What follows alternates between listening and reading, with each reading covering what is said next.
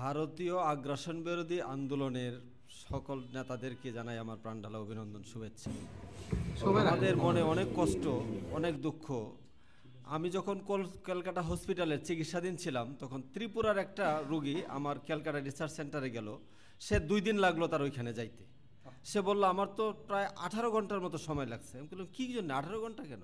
কই না ভাই, আসলে 20 ঘন্টার মতো লাগছে। যে কেন? যে আমি তো ওই ত্রিপুরা থেকে এত দুনিয়া ঘুরে এসে ক্যালকাটা রিসার্চ সেন্টারে আসতে হইল। তো আমাদের সারা বাংলাদেশের মানুষের মনের দুঃখ এইখানে যে ত্রিপুরা থেকে একটা প্যাসেঞ্জার, একটা রুগী, তাদের যদি ক্যালকাটা যাইতে হয় তাদের প্রায় 1600 থেকে 1700 কিলোমিটার রাস্তা ঘুরে যাইতে হয় এইখানে। আর আমরা তাদেরকে প্রায় বিনা পয়সায় এই 400 কিলোমিটার রাস্তা ফ্রি দিয়ে দিছি, কোনো রকম ট্যাক্স চার্জ, যেটা নামে মাত্র হয় না আমাদের। আমরা বাংলাদেশ সরকার, আমরা তাদেরকে ফ্রি স্পেস দিয়ে দিছি। আমরা বিশাল অঙ্কের ট্যাক্স থেকে আমরা বঞ্চিত হচ্ছি।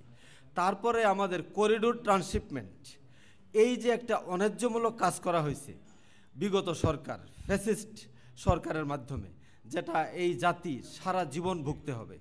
আমাদের অনতি বিলম্বে এইগুলি বাতিল করে এইগুলি থেকে বের হয়ে আসা উচিত।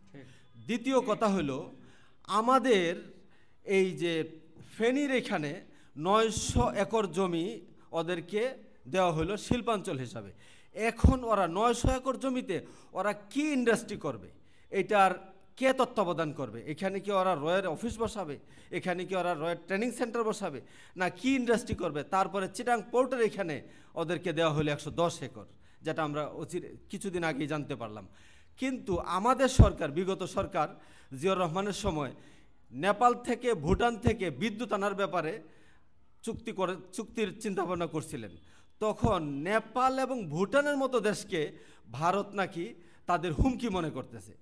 মানে হাস্যকর বিষয় হইল, নেপাল এবং ভুটান, যেটা ভারতের একটা নিঃশ্বাস ফেললে টিকবে না, সেই নেপাল এবং ভুটানকে ভারতের মতো দেশ হুমকি মনে করতেছে।